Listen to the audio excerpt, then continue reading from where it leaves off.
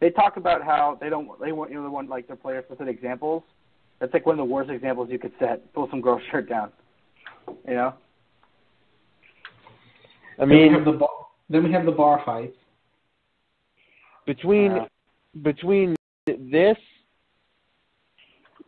and what they're proposing to do with the Miami-Tampa Bay game, I think it's very clear that the NFL has lost all credibility to know how to handle themselves. Now, the Miami game you're proposing on moving, correct? What did you say? The Miami game they're planning on moving, correct? Or postponing? Yeah. The last that I heard was that they were going to reschedule it for Week 11 because that's when both teams had a bye. And if they do that, then that means both those teams will have a Week 1 bye. Which, if I'm a Dolphins fan or a Bucs fan, I'm flipping my shit. Then they're just going to go straight? Yeah. So you're telling me that the NFL, in all of their glory, with all of the money and all the revenue sharing that they do, that they couldn't find a way to get those two teams to one of the 16 stadiums around the country that is not hosting a home game on Week 1. To one of the 16 stadiums around the country that is not also, MetLife is empty, isn't it? I think a home game on Week 1. Everything. To one of the 16 stadiums around the country that is not... Yeah. Well, the Giants are in Dallas, and the Jets... Are the Jets at Buffalo? I think so. To be honest, like, if I could just throw it all away, like, throw away Odell's injury, throw away Ezekiel Elliott's troubles, like, honestly, I want both of us to play each other at our best, so when we beat them, they have nothing to say. But there's just so many things coming in. Like, they're going to get Ezekiel Elliott in. We might not have Odell Beckham, you know, our best player. And then if we lose, we could actually lose not having him. It's still not get Ezekiel Elliott in. We might, you know, I don't know. I just don't like the way the tables have turned so drastically for no reason at all. I don't think the tables have turned at all. They're going to get Zeke. We were planning to play Zeke anyway. Odell's going to play. I've heard some people say he might not. Marco, do you honestly think that Odell's going to play? Absolutely.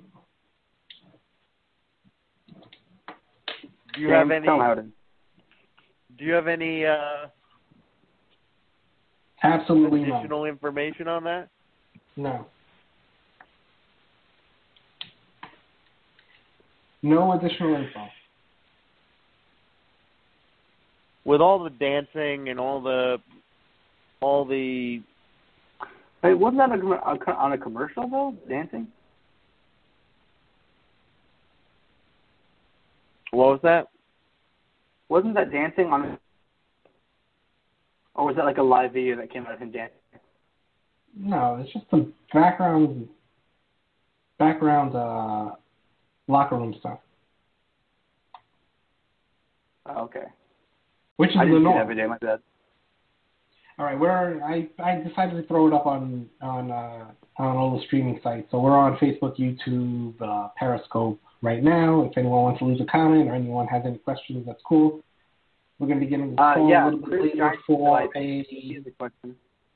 Yeah, hold on. We're going to be getting a call later from a fellow Cowboys blogger, and we'll see how that goes, and should be good. Questions are already coming in? Yeah. You want me to read one off? Sure, go ahead. Okay, Chris Giants highlights. He asked, quick question. How many yards are you predicting our offense to get in total against the Cowboys, Week 1? Week 1? Week 1. Yeah. Do I have yards Odell or not? Ooh, I like that question. All right, just in case, I don't want to wait for him to respond. Give one with Odell and give one without Odell. All right. With Odell? Yeah. One with him and one without. So with Odell, and without. So with Odell, I'm going to say 350. Okay. Without Odell, see, it's interesting because I have mine ready if you want me to get mine, if you can think on it. I don't think without Odell, I'm going to say 275. Okay. But I also think that, like, if Odell plays, he gets more than 75 yards. You know what I mean? If Odell plays, he's going to get over 100 yards. But without him, they won't get as many yards, but they're going to make up some of the difference. So I'll say 275 without Odell. I'll say 350 with Odell. Okay. Marco, you want to go or you want me to go? Yeah, I think it's about the same. I would give him 75 yards. Of course. 75 to I have a pretty bold 115. prediction. I have a pretty bold prediction here. Go ahead. I think with Odell, just because I have so much faith in Brandon Marshall, Odell Beckham, Sterling Shepard, and now Evan Ingram as well. And I have faith in the improvements I've seen in Eric Flowers. Because of all that faith I have, I'm going predicting bold. I'm guessing 375, 380 with Odell. Mm-hmm. Without Odell, I could see us barely scratching 300. Barely. That's if we're kind of lucky. But with Odell, because I think he's so explosive, and with the addition of Brandon Marshall and Evan Ingram, they're just so good. I think we can hit almost 400 yards. Yeah, it's hard to tell. It is hard to tell. I want to see how the O-line is going to hold up. Obviously, we've been talking about that at crazy amounts of length, and I don't want to talk about it anymore, basically. I'm just tired of it. But if they hold up without Odell, they still have great weapons. Brandon Marshall is the number one on most NFL teams. Still. Yeah, of course. We'll see how Evan Ingram does. He's definitely playing. Yeah, it's fine. All right, let's see. I think he's going to be calling in 5 minutes. Okay, we have one more question. Joe from CowboysBlog.net. Antoine Campbell has another question. He has a question as well. He says, what's y'all's guys' opinion on the trading for Ross Cockrell? I mean, what's not to love? Yeah. I mean, Cockrell played 75% of the snaps for a playoff defense last year, and we got him for $1.1 million and a 7th-round pick. Even if he's our 4th corner, I mean, that's a steal. Yeah. You need 4 corners to be successful in today's NFL with all the sub-packages and all the multi-wide receiver sets. You know, you look at a team like the Cowboys, you know, they have Bryant, Beasley, Terrence Williams, and Witten. We're going to need 4 corners to be successful against them. Mm-hmm. Cockrell, I mean, it's just a sign of the times.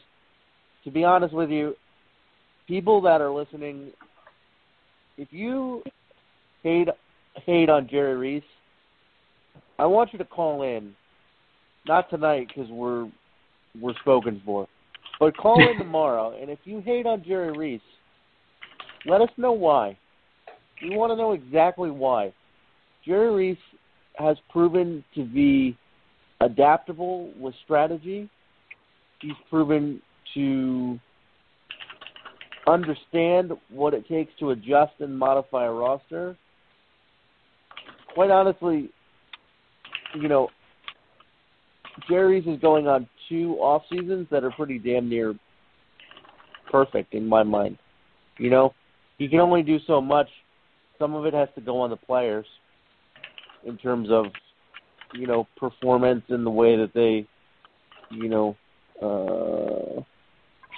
bring the goods to the table at the end of the day.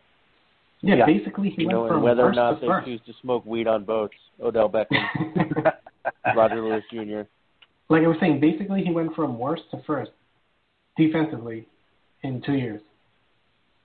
Totally rebuilding it, keeping key players that he needed to keep, JPP, adding players, OV, grooming players, Collins, reaching for players such as Collins, undrafted free agents, Andrew Adams. And look at the depth. You know, defensively, this league is won in the front four and the secondary. And look at the depth in each one of those units. You know? I mean, we have freaking Kerry Wynn, you know, as our backup defensive end. We have young studs, you know. We had to cut. We couldn't find room for Devin Thomas. Devin Taylor? Yeah. Right. All right, I got Joe on the line. That's a guy that started for the Detroit Lions last year. Yeah. Couldn't find room for him. No. All right, I have Joe on the line. I'm going to put him on.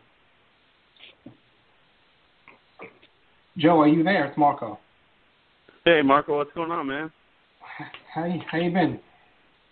I'm good. So I have Joe on the line from CowboysBlog.net. Is that correct? Yeah, you got it. That's right, Marco. So are you pumped up? We're here going over. I have Tim on the line. Sorry, I have Jack on the line. I have Zach on the line. And I have Justin on the line. I combined them into one. Jay Zach. Zach. Yeah. Just call me Todd. I can't do this anymore. Just call me Todd. Yeah, man. I'm excited, he's Todd, man. The intern I'm on ready our for the show. season. I'm sorry. What's his name again? I'm putting something in the chat for anybody who wants to have questions for him. What's his name again? It's Joe from. Yeah. Go ahead. Joe. Okay. Yeah, Nice to meet you, man.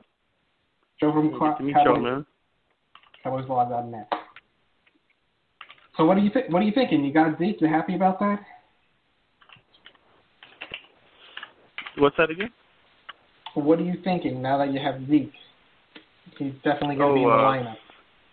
Yeah, man, it's a good boost, man. Definitely, you know, it was going to be a hard battle if we didn't have Zeke. You know, it's him, and then you have the backups. It's just not the same thing. You know what I mean? I mean, the Giants have a good defensive front, so you know, we'll see what they can do here in this rematch. Mm-hmm. How are you feeling before Zeke was, I don't know how to word it, allowed to play, I'm guessing? How did you feel about the matchup prior to that? Prior to that, I thought we could, you know, I thought they would be good, man. You know, they have pretty good. I mean, we still have the same offensive line. You know, Darren McFadden, he can hit the hole fast. Mm-hmm. But I think against the Giants, you know, going through, you know, between the guard and center, we didn't have too much success. So I think more getting the ball on the outside, off tackle, tosses, sweeps, and that kind of thing are going to be more effective this time around. You know, you got Harrison up there in the middle, and you're just very stout up in the middle. So that defensive line and our offensive line, they kind of go back and forth, kind of cancel each other out. So I'm looking for them to, you know, to shoot on the outside this time around, but we'll see. Justin, you have any questions? Good too, also. So, you know, I think that my question for you would be, you know, where do you feel like you guys have done enough defensively to give yourself the capability to compete within the division with some of these high-powered offenses? You know, the Giants have 3 wide receivers. The Redskins have, you know, Terrell Pryor, and they love to sling it around with Kirk Cousins. They threw it, you know, one of the most, you know, the highest percentage of time in the league last year. And then you have the Eagles, who added, you know, Torrey Smith and Alshon Jeffrey. You know, do you think that the Cowboys secondary can hold up for 16 games, or how do you think that'll play out? I think early on the defense, is probably going to try to find its way because we've had so many injuries in training camp in the preseason. So, especially some of the younger guys, but we still have Skandrick back there. We have Nolan Carroll back there, and Anthony Brown's coming back from a pretty good rookie campaign. So, the Cowboys, they lost Brandon Carr. He was a liability in the pass defense. Mo Claiborne, he couldn't cover anybody. So getting rid of those two guys is a big thing. And then, adding Carroll in there, he can be, he's upgradable. I mean, he's going to be adequate, but he's kind of just holding the spot until, some of these other guys can get in there and displace him. But I feel good about the secondary. Definitely got upgrades across the board, so I'm looking forward to it. One of the question marks I do have is at safety with Jeff Heath.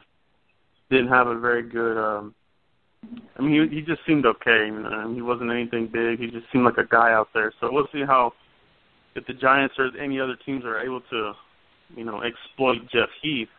That's a possibility. That's one concern I do have. How do you feel about Dak going forward? You feel this year is a further step up of his game, or you think he might have some struggles? No, I don't know. I don't see him struggling. He's done a lot in the off season. Worked on a lot of his strength and conditioning. He's a student of the game. I mean, it's just everything that we've been reading about him here, on the Cowboys side has been very encouraging as far as him being a leader and studying up on the other defenses even before this preseason started. So, I mean, he's doing everything you want in a quarterback, to be a leader, especially from a young guy. So I'm looking forward to seeing what he does in year 2, and I think he's going to do well. I have a question. I feel like not a lot of people have been talking about this, even Cowboy fans I've seen, because I live in Texas, so I have a lot of Cowboy fans here. I haven't had a lot of people have been talking about this. I just keep hearing about Ezekiel Elliott. But how do you feel, and how much of an impact do you think getting technically I think in my opinion he's still a rookie, Jalen Smith back? A lot of people had high hopes for him, and then he got injured. But I think the ceiling is still pretty high for him in terms of talent. Yeah, no doubt. Jalen Smith has been, just an incredible journey from where he came from the Fiesta Bowl and, just shredded his knee and his nerve and everything. I mean, yeah, the recovery has been miraculous, to say the least. And, he's got his explosion back. He's got his speed back. It's just an ongoing process. I don't expect to see him out there on the starting defense, but I think they're going to keep on working him into the defense. I mean, that's kind of been what they've been doing all off season and the preseason. They're just giving him more and more snaps. So, but yeah, we feel good about him. We feel very good about him. Joe, is there anything you wanted to ask us, fellow Giants fans, on any questions you're trying to spy on our team? Get a little inside info. Yeah, How do you guys feel about, the offensive line? That's kind of been the thing that, Cowboys fans have been kind of zeroing in as far as a weakness possibly is, the offensive line, pass protection, and the running game. How do y'all feel about that right now? You think y'all will be okay, or is that kind of an overrated topic, or what do you guys think? It's a topic that we cover all the time. As I was saying before, we're nauseous of it. I think we have some improvement, especially in some preseason games. At the right tackle, Bobby Hart has held his own preseason, and Eric Flowers has also held his own. They've tried to do some adjusting with putting Jones in at guard, and it seemed to be helpful. So I think they're on the right path. Regardless, they were still an 11-5 team, and our defense could travel anywhere. So I see basically the same thing. As far as the running game, we're hoping that Perkins could take that step up. I think he can do it, and I've always liked Darkwa. He hits the hole hard. He's fast. Durability might be the issue with him with injuries, but I think we're looking good. Justin, would you agree? Right, and I think what's interesting, from our perspective in terms of the way that we sort of dissected this offensive line topic is that, a lot of people want to talk about the play on the outside, because the play of Eric Flowers and Bobby Hart and the pressures that they're giving up, in the passing game last year drew a lot of attention. But you could make the argument that Bobby Hart was the most improved offensive lineman, on the team during this preseason. When Flowers, for as much as we want to give him a hard time, he played, reasonably solid, especially in the run game toward the second half of last year, where we really, have had some issues most recently is in the interior of that offensive line and being able to get pushed right up the middle, and that's going to be something where, when you have problems, in the middle of your offensive line, then those problems sort of fan out, outward, and, the play of the tackles garners a lot of attention. But, where we're going to make or break ourselves this year is our ability to get pushed up the middle in the run game, so that Eli can run some play action, and let Odell and Brandon Marshall, wreak some havoc behind some secondaries. But, kind of like Marco said, it's something that we've sort of, analyzed to death. And, at this point, I think we're just going to roll with what we have and we'll see. It's funny because going into it, Giants fans who are unrealistic think that left tackles fall off the trees and there are going to be like 20 left tackles cut this year. We'll just pick one up and plug them right in, and that doesn't happen. If you have a solid left tackle, it's gold. You treat him like he's the prince. You groom him and keep him there. Yeah, absolutely. How do y'all feel about Evan Ingram? Is he going to be a big part of the offense, or is he still coming along, or where's his progression right now? I'll take this one. Sure. I have a little bit of bias towards Evan Ingram because he came out of Ole Miss, and I just really like him. He plays for us. But before I just found out what I just found out, which I'll say in a second, my idea on it was that Evan Ingram was going to be a huge part of our offense. I honestly think that even Giants fans didn't know exactly how big of a role he's going to play. But the thing is, I don't think Evan Ingram, now that I really think about it, I think he's going to have a really good impact, but I don't think it's going to necessarily show on the stats.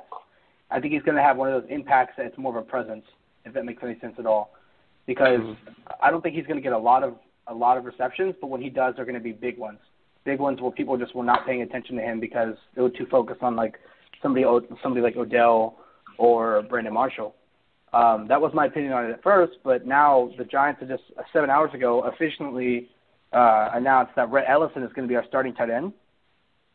But I still think that Evan Ingram will be getting a little bit more snaps, but they have Ellison in it starting. But my honest opinion on that is that I think he has a lot of potential and that he has the potential to really shine like Jordan Reed when healthy. But I think we're honestly, at the moment, especially since the Giants just moved into the backup tight end, now I think it's there's a little more questions there, but we'll see.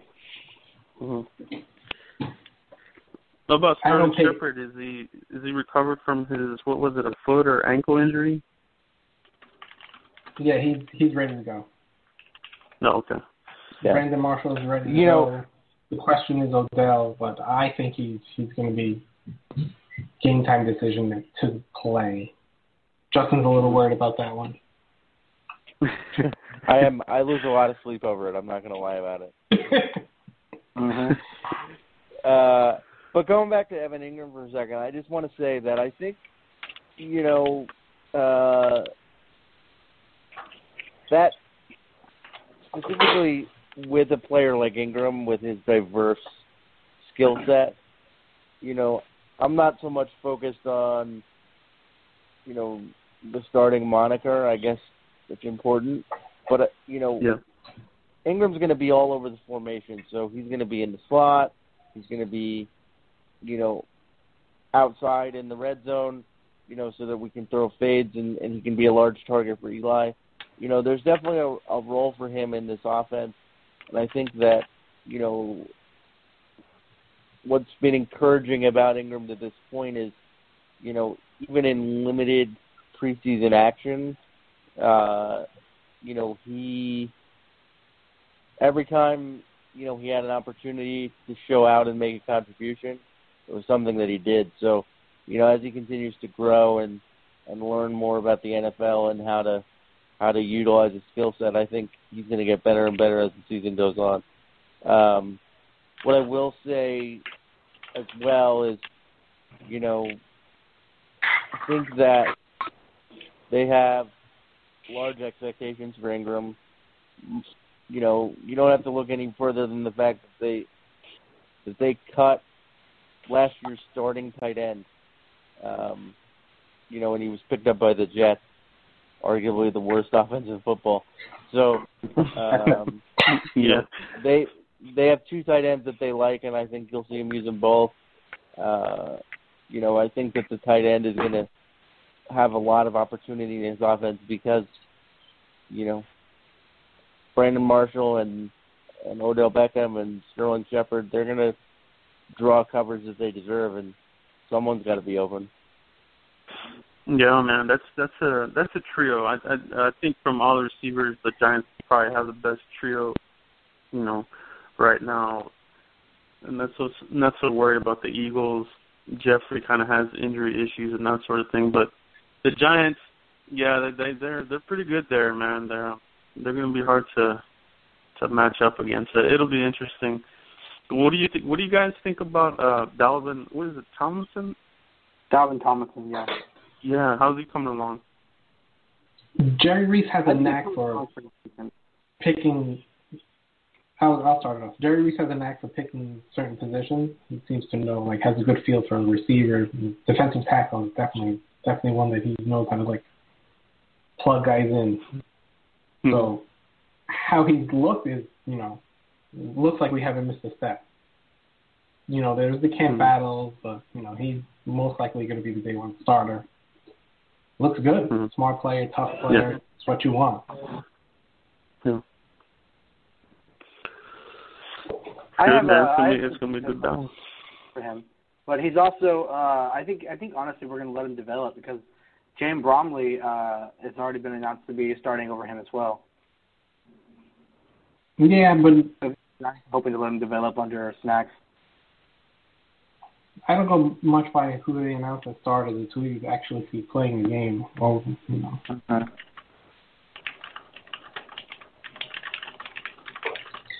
So what's your prediction? What do you have? Oh man, well my prediction is, obviously our Cowboys win. I just think it's going to be hard to beat. It's hard to beat a team 3 times in a row. Not to say that it can't be done. Eli has a lot of success there in Dallas, so he has that on his side, obviously. But I think the Cowboys, they're going to do a lot better, try to figure out Spagnuolo's defensive scheme. It's been hard to crack. They kind of have Linehan's number, so I think it'll be, it's going to be close, man. These NFC East games, especially Cowboys, Giants, they're very, very competitive, usually down to the last possession of the game. So yeah, it's just going to come down to execution and turnovers, really, I think. Yeah, I would get agree. Your point about how, yeah, I get your point on how it's hard to beat a team 3 times in a row, but if you really think about it, the Giants aren't really the same team that you guys played last year. According to our offense, we have an improving-ish offensive line. We have an even better receiving core than we did last year. But I definitely think, obviously as a Giants fan, I think we're going to come out on top. But I could definitely see this game being very tight. Like Eli having to make it like a last game finishing drive. I could definitely see it being very tight. No. Yeah, no doubt. A very tight game worries me. Yeah. Coming down to the fourth quarter, tight game, maybe we have the ball last, and what happens? We put in a rookie kicker. The situation that no fan wants, especially to open it up against I'll tell you what. drive over first game. I'll tell you what, the longer that the game stays close, the more and more that I just am haunted by Jason Witten. You know, that guy seems like every time, you know, the Giants and Cowboys play, he's got 9 catches for, 95 yards and a touchdown, and I'm just wondering when that guy's gonna, retire. Let Father Time, win the battle and move on. I don't think it's gonna be anytime soon. Yeah. That guy is close. always open. Close. Yeah. He's slow as a turtle, man, but he's always open for some reason. That's the I don't secret. know how he does it. He lets Joe, the defense run by him, and then he's just open. Joe, why don't you tell everyone how to follow you? Give yourself a plug. You deserve it. Yeah, man. We've been kind of talking throughout the couple of seasons here, so I appreciate you having me on here. But yeah, you can find me at cowboysblog.net, and also on YouTube. If you just Google Cowboys Blog, my YouTube channel will come up there. So, kind of doing it both there on the blog and also on YouTube. So check me out there. Also on Twitter, it's just cowboysblog.net as well. Yeah, I must say that we've really streamed back on writing pieces. It's more like podcasts and YouTube videos, and I'm liking the new layout for myself. How are you feeling the transition to YouTube as well? Oh yeah, absolutely. All right, so I think we're gonna. Joe, thanks for calling in. Did we get a final score prediction? No, we didn't get an actual number. Like that. The final score? Okay, I'm gonna say 23-20 Cowboys. 23-20. Okay. I can respect that. I'll tag you in the video and stuff like that, John. All right. Sounds good, man. Hey, thanks for calling in. All right. Stay good. Thank you. Later. Thanks, Joe. 23-20. Were we going to keep this up, or is it ending now that he's gone? I think we will keep it. What's it been, 40 minutes maybe? Okay, because we have a couple questions that's stacked up. If you want to get into them. Want to take it? Sure, let's take them, and then we'll cut it. Okay. This is kind of the same question, but with different players. So, how do you guys feel about Rhett Ellison starting over Evan Ingram, and what do you think it means for Evan Ingram's production in terms of practice and what the Giants have seen from him so far? It means 0. I couldn't care less about who's named the starter because they have different roles. Listen, Ellison is going to be your blocking tight end. He's going to run – the pass routes that he does run are going to be within 5 yards of the line of scrimmage. And he's going to catch a lot of passes because there's volume to be had there in this offense. But the tight end that Evan Ingram is a different player. Again, he's going to be all over the formation. He's going to be out wide. He's going to be in the slot. When he is in on the line of scrimmage, he's going to chip block, and then he's going to go out deep on crossing patterns or down the field. So it's a different type of player with a different role in the offense. So, it could be that he's listed as a backup in this particular depth chart, just as sort of an act of gamesmanship, but to me it has no role on his, or no impact, I should say, on his role within the offense. Yeah. I agree. Doesn't matter. Doesn't matter who they list. Yeah. It's who they play. You could be in the first play and then not play the rest of the game. Yeah.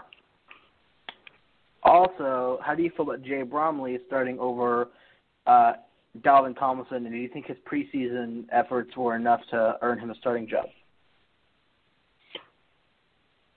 Again, doesn't really matter all that much. The strength of that unit is in the depth. I mean, we talked about that a little bit earlier. You know, with the number of players that we have that compete on the defensive line, you know, they're all going to have their opportunities. You know, and you know, the best players will rise to the top. You know, depth charts in week 1, you know, they don't. This isn't college football. I mean, depth charts in week 1 don't really mean a lot. As the season goes on, players will get into their roles, and we'll see what we have. Also, there's one guy in the chat. There's one guy in the chat who's been on about this for a while. He thinks that he has a bold prediction that Evan Ingram might drop 10 pounds and switch to receiver in like a year or 2.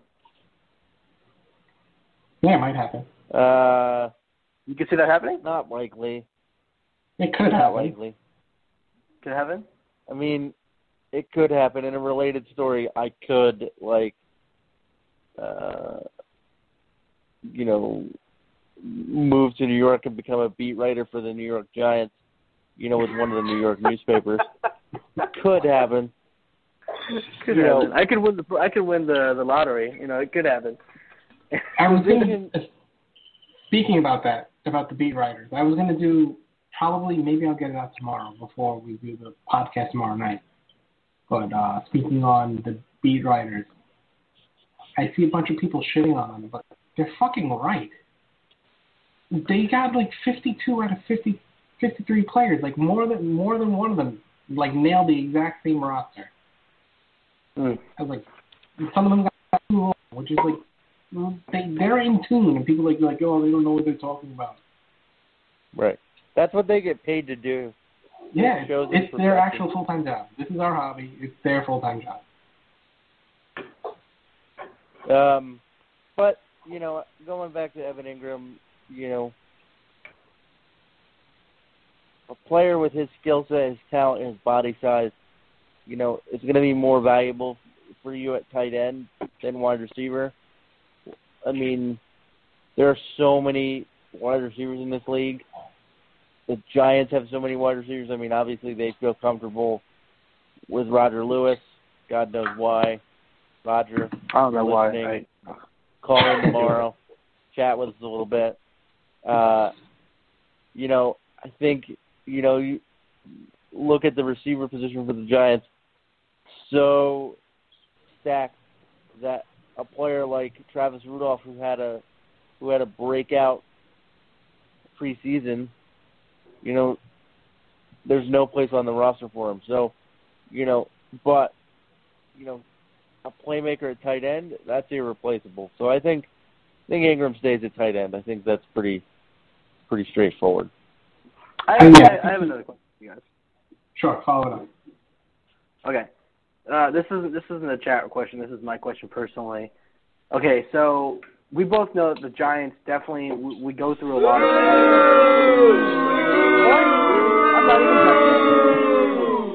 I'm not even done yet. Okay. Considering Evan Ingram evolves into like a very premier tight end, right? Like one of the better tight ends in the league. Could you see the Giants eventually trading him, or could you see us definitely trying to keep him? Considering he stays like super good, whatever. Could you see us trying to make him retire a Giant, or trading him off if he gets good? Fight me. Let's have him play well for an extended period of time before we get into it.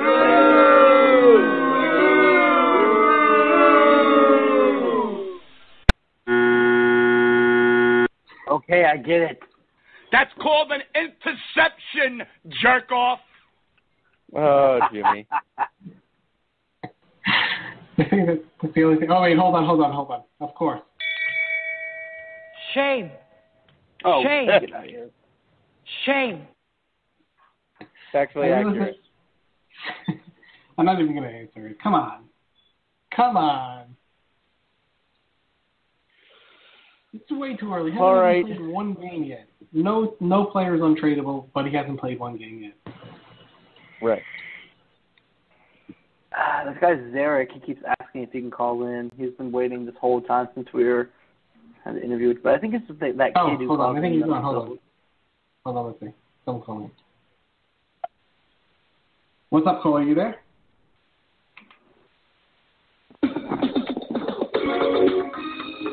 Yeah, it's that kid.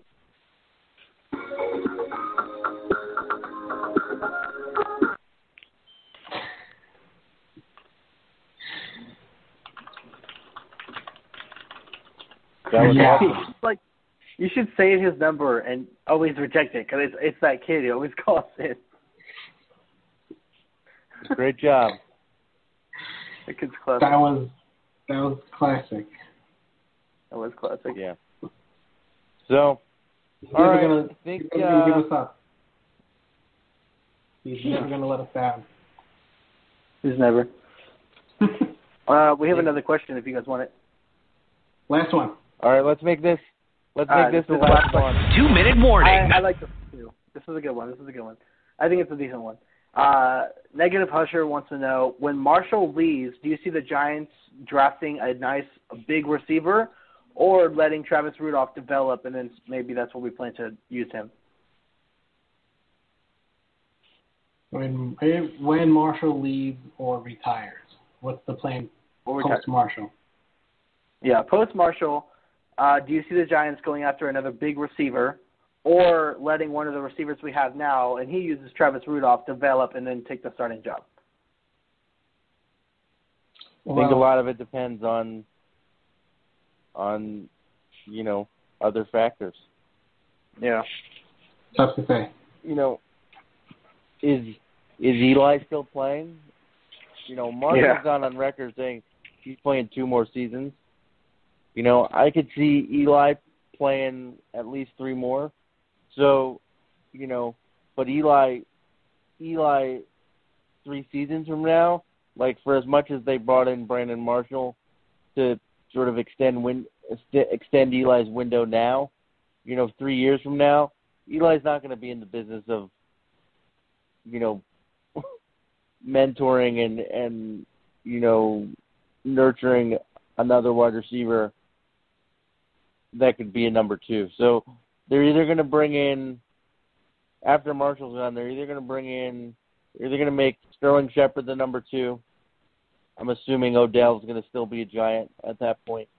So they'll make Sterling Shepard the number 2 and bring in, a speedier, wide receiver to play the slot, or, they'll go out and they'll get another playmaker to extend Eli's window. But again, I'd just like to see Brandon Marshall play a game before we talk about life without him. I've been pining for him for 3 seasons, so I'm excited to see him play, and we'll handle life without him, after when that moment comes. He wins us a few Super Bowls, hopefully. Sounds like a plan to me. All right, I wanted to keep this about 15 to 20 minutes, and we're hitting an hour, so that's that. We're going to be on tomorrow. We're going to do our live draft tomorrow. Is Jimmy on tomorrow? I feel like I haven't talked to Jimmy in... This is what he's waiting for. This is his big Jimmy, moment. if you're listening, you better call in tomorrow. or is he going to focus only on the draft? Yeah. So we have the draft coming on at 10. I think we're going to start probably at 9:30. Maybe we'll go a little earlier. And I did a 10-team draft. It took an hour and 20, I think. So we should have enough time. We'll do the draft tomorrow. So we'll start at 9:30, and then we'll spend the last, segment going through our specific thoughts about the games, and we'll give you our final score projections and our picks to click tomorrow. Mm-hmm. Mm-hmm. In our way too early overreaction and fantasy roster baiting. Yep. All right, everyone. Thank you for this impromptu podcast. Everybody make sure to tune in tomorrow. Yeah, tune in tomorrow. Tomorrow. We'll be here. All right. Boys, thank you for calling in. As always, we will see everyone tomorrow. Thank you for all the likes, comments, and subscriptions. And that's it. We're out.